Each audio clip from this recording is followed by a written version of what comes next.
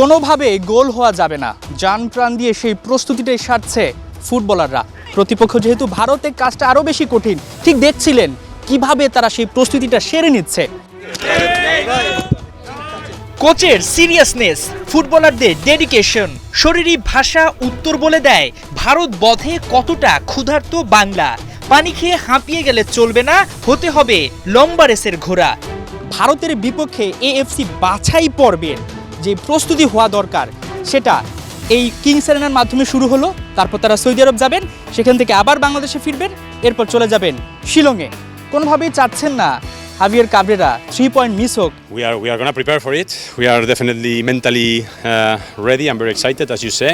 Players are really motivated about the challenge, and I think we are going to have the right preparations with enough time. একই সাথে ফুটবলাররা যে 30 জন রয়েছেন এই প্রাথমিক ক্যাম্প থেকে যারা বাছাই হয়েছেন, তারাও চাচ্ছেন না কোনোভাবে বাদ পড়তে। তারা চাচ্ছেন ভারতের বিপক্ষে যেহেতু ম্যাচটা, তাই খেলতে, নিজেদের সেরাটা দিয়ে সেই সেরা একাদশে জায়গা করে নেওয়ার জন্য এই আপ্রাণ চেষ্টা ফুটবলারদের। সবাই চায় এই ম্যাচ, আর সবাই এই ম্যাচ খেলতে চায়। যে 28 যারা আছে সবাই খেলতে চায় এই ম্যাচ। সো আই থিঙ্ক যারা টিমে নাই এখন ওরাও খেলতে চায়। যখনই ইন্ডিয়ার সাথে খেলা হয় আলাদা একটা স্পিরিট কাজ করে যে ওদের এগেনস্টে ভালো খেলতে হবে, এবং দেশকে যেহেতু আমরা রিপ্রেজেন্ট করি সবটা জায়গায়। কজ আমরা একটা ভালো এক্সপেক্ট করি, কারণ আমরা যদি হেড টু হেড করি মানে ইন্ডিয়ার প্লেয়ারের সাথে, I don't think that's a big difference.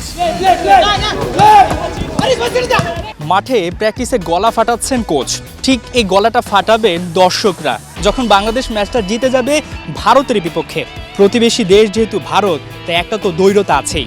তাই দিন শেষে এই যে ফুটবলারদের মধ্যে আপনারা দেখতে পাচ্ছেন তাদের প্র্যাকটিসের ধরনটা চেঞ্জ হয়ে গেছে, একই সাথে নিজেদের মধ্যে একটা বীজ বপন করে নিচ্ছেন কিভাবে টিম স্পিড বাড়ানো যায়।